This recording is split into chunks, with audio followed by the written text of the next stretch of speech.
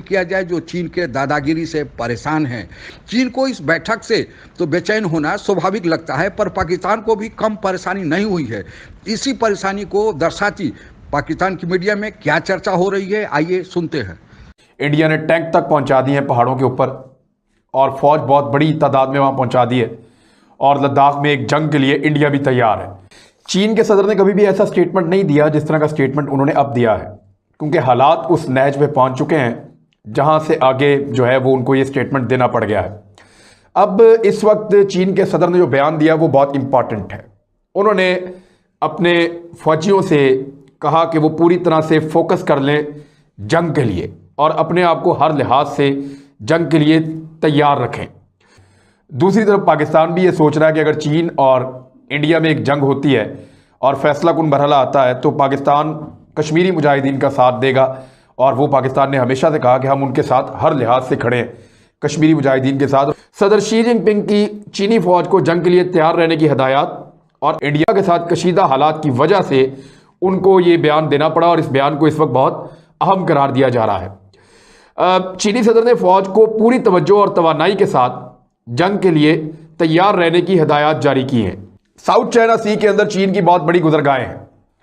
चीन ये चाहता है कि ये इलाकों पे उसका कंट्रोल रहे, लेकिन ताइवान उसके बिल्कुल करीब एक ऐसा जजीरा है जो अगर अपनी हदूदबंदी करे पानी की तो चीन का हिस्सा बहुत बड़ा चला जाता है।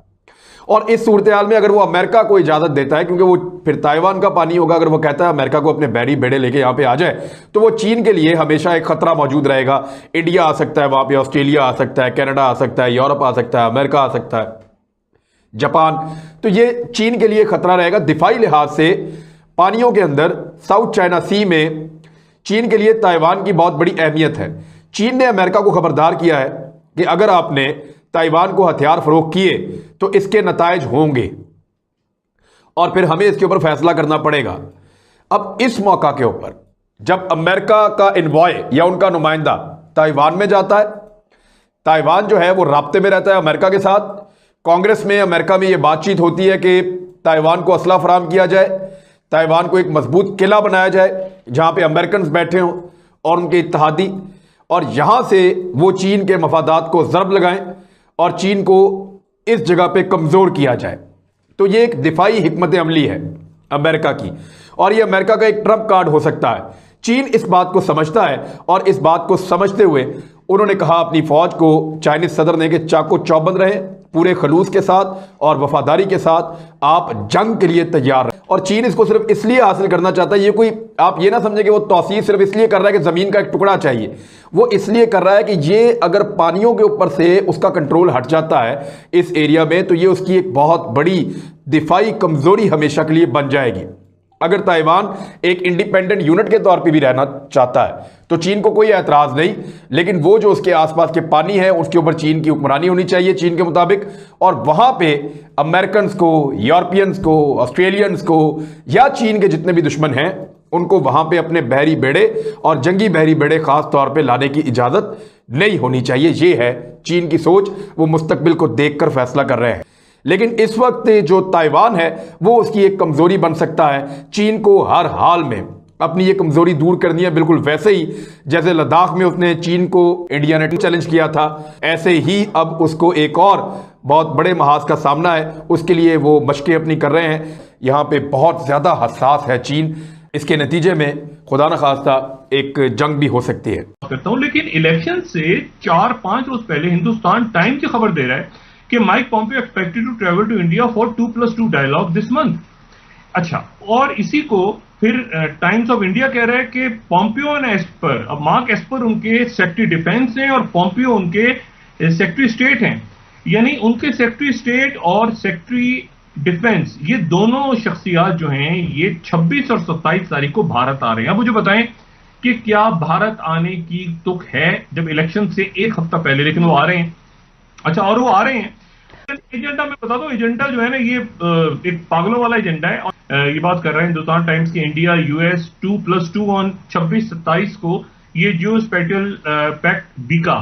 अच्छा, अभी बीका का मतलब है basic exchange and cooperation agreement, ये बीका को साइन करने जा रहे हैं 26 और 27 तारीख। ये इतना एक खौफनाक किस्म का वहां पे एग्रीमेंट साइन इंडिया कर रहा है, उसकी वजह यह है कि इसका मतलब यह है कि बीका का मतलब यह है कि आप यानी जियो स्पेटियल, मैंने कहा ना, तो जियो स्पेटियल में आप ये समझें कि जितना डाटा है, अब उसमें जियो कंपटीशन, जियो कंप्यूटेशन भी आती है, उसमें जियोमेटिक्स भी आते हैं, जिसमें आप कलेक्शन करते हैं, डिस्ट्रीब्यूशन करते हैं, सेंट्रल कमांड का डाटा पूरा, फिर उसके बाद जो है वो सैटेलाइट्स को आप देते हैं, आप सेंट्रल कमांड का डाटा आगे पीछे, अच्छा अमेरिकन डाटा देंगे। अच्छा, अब ये माहिदा जो साइन हो रहा है वो इंडिया से किस तरह से हो रहा है, यानी इंडिया को वो ये जो पैक्ट है इसके मुताबिक वो सिक्योरिटी में यानी ड्रोन्स कहां पे चलाने हैं, जो है वो मिसाइल्स कहां फायर करने हैं, हेल फायर कहां पे हेल फायर मिसाइल्स कहां डालने हैं, आपका इलेक्शन से 4 रोज पहले, 4, 5, 6 रोज पहले। और इसमें आखिर ऐसा क्या है? कोलंबो के अखबार हैं, जैसे वहां का कोलंबो गैजेट है, वो ये कह रहा है कि यूएस सेक्रेटरी माइक पॉम्पियो जो है वो श्रीलंका चले जाएंगे उसके बाद। अब ये बात बड़ी इंटरेस्टिंग है कि वो श्रीलंका दिल्ली से गालिबन एस्पर जो है वो कहीं और जाएंगे, वापस चले जाएंगे।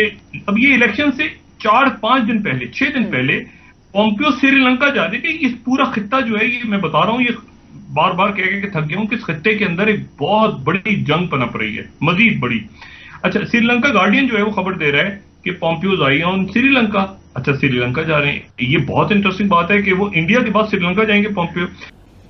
मालदीव में पहले बना चुके हैं, ऑस्ट्रेलिया उनके साथ है, बरतानिया उनके साथ है, इसलिए श्रीलंका पे प्रेशर है कि कोलंबो का जो है अपना वो है बंदरगाह है, उसका एक हिस्सा इंडिया को दे दो। चाइना का ख्याल था कि शायद भारत इतना रिएक्ट नहीं करेगा। अच्छा, लेकिन वो जो ईस्ट लद्दाख का वाकया हुआ ना, करीब 2 महीने पहले, 1.5 महीने पहले, जिसमें लोग शहीद होते हैं, उसके बाद भारत ने डिसीजंस लिए कि भाई इनफ इज इनफ। फिर देखिए America, India, even Australia, Japan, इनका क्वाड का सिलसिला तो पुराना चल ही रहा था, लेकिन रिसेंटली, बल्कि आज ही माइक पॉम्पियो ने कहा कि हमारे एलाइज ही, उन्होंने वर्ड कहा, हमारे एलाइज इंडिया के साथ जिस तरह की हरकतें चीन कर रहा है ये अनएक्सेप्टेबल। उसमें कनाडा भी शामिल है, आपको पता है? हाँ, कनाडा भी शामिल है, क्योंकि कनाडा सब एक पेज पे है, सब उनका, हम इंडिया के साथ खड़े हैं। Of course. देखिए इशू ये है कि साथ ही जब ये मसला ईस्ट लद्दाख का हुआ था, साउथ चाइना सी में अमेरिकन, इंडियन, जापानीज, ऑस्ट्रेलियन, इन सब की ज्वाइंट मशकें शुरू हो गई थी। ठीक है, क्योंकि South China sea is very important, अगर वो बंद हो जाए तो चीन कहीं जा नहीं सकता। ठीक है, तो वहां पे इनकी ज्वाइंट एक्सरसाइजेस शुरू हो गई थी। 2 रोज पहले अमेरिका ने जो एक बहुत बड़ी बात की है, उन्होंने कहा है कि नेटो की तरह का एक अलायंस जो है, क्वाड जो बना हुआ है, लेकिन उन्होंने उसको कहा कि उस क्वाड को, और उसमें वियतनाम, ताइवान, वो जो है लोगोस, और वो जो सब चाइनीज ही हैं, सिंगापुर, इंडोनेशिया, मलेशिया, सबको शामिल करके ना, चाइना की जो एक्सपेंशनिस्ट माइंडसेट है और ये जो एग्रेशन है, इसको अब जवाब दिया जाए। अब वो नेटो बिल्ड हो रहा है वहां का, और वो जो नेटो होगा सिर्फ और सिर्फ चाइना को डील करने के लिए होगा। ठीक है,